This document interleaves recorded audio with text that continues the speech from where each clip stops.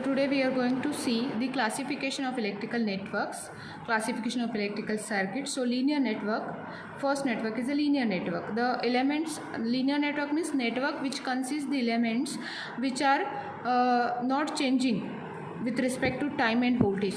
Those are called as a linear networks. Okay, and such type of networks we can we can solve such type of network, we can analyze such type of networks using Ohm's law and superposition theorem. So what is written over here? Whose elements are always constant irrespective of change in time, voltage, temperature, and the Ohm's law and superposition theorem can be applied to such type of networks. Those networks are called as linear networks. Okay, the elements, the network which are having the components which are not changing with the time, voltage, or any other quantity, those are called as a linear networks. Okay, and if the network is linear, we can apply superposition theorem and Ohm's law to that network. Okay, so this is first network which is called as a linear network. Then second network is a non-linear network. Okay, इसके उल्टा, linear के उल्टा, a network whose parameter changes their values with respect to time, temperature, and voltage, those are called as non-linear network, and we cannot apply the Ohm's law or superposition law to such a network. Okay, then third is a bilateral network. Bilateral network, a circuit whose behavior and the characteristics is same irrespective of the direction of current through various elements is called as a bilateral network. So RLC, these are the components. Using RLC component, if you design a network, then you can put that component anyhow.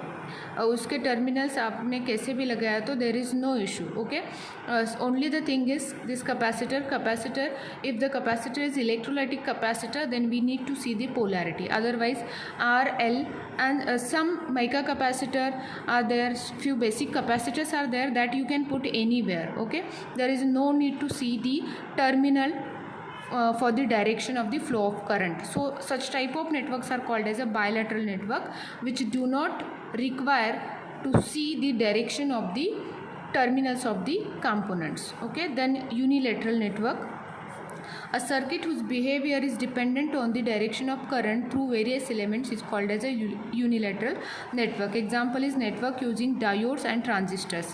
Okay, if we are putting diode or transistor in the circuit, we need to see the direction of flow of current.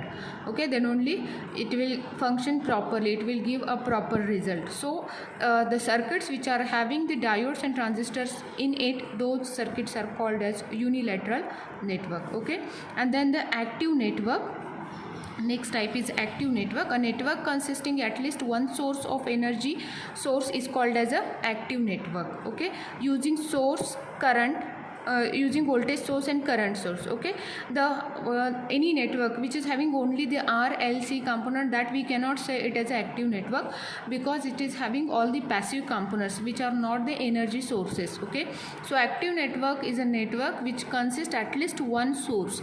It may be voltage source, it may be current source. Okay, then there is a passive network. Okay, passive network which contains no energy source is called as a passive network. Okay, example is any circuit using RLC without source is called as a passive network. Then lump network, a network in which all the network elements are physically separable from each other and is shown to be connected at one place in a network is called as a lump network. Okay, and the network using RLC is called as a lump network. Okay, so the network in which all the network elements are physically separable from each other. We can resistor, we can replace the resistor, we can replace the inductor, capacitor. Okay, so they are easily separable from each other. So resistor is different from inductor is different from capacitor, so we can remove the resistor, we can put another resistor over there. So the separable components, if that circuit is having, that circuit is called as lump network. Okay, so this was about the types of networks. Okay, so this is very basic information you should know regarding the networks, types of networks.